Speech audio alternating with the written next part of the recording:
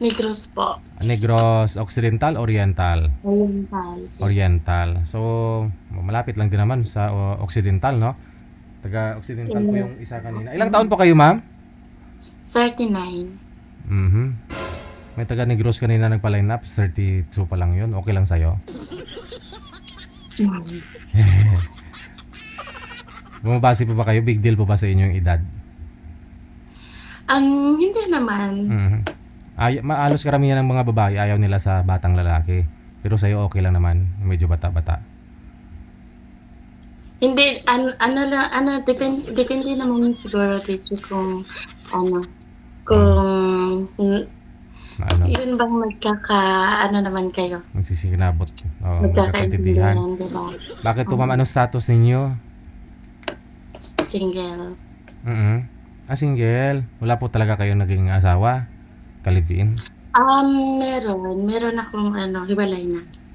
Asawa? May mga anak po kayo? Isa. Okay. Sige. Sa kanya po yung anak mo? Sa akin. Pero kasal po kayo, ma'am, no? Okay. May kinakasama na po bang bago yung ex mo? Matagal na.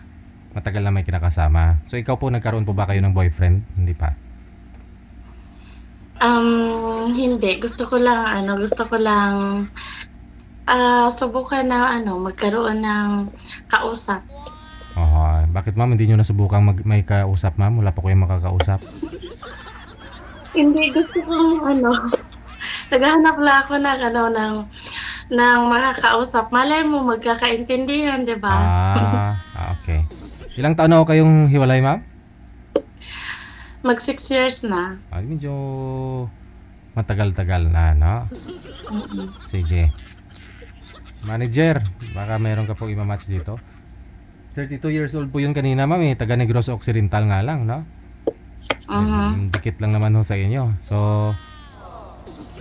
baka sir, baka kayo na ho sir yung hinihintay ni madam, na? PM lang po kayo sa Viber natin. Diyan lang po muna kayo, ma'am, ha? Babalik po ako mamaya. Okay. Okay. 39 years old mula sa may Negros Oriental. Isang businesswoman.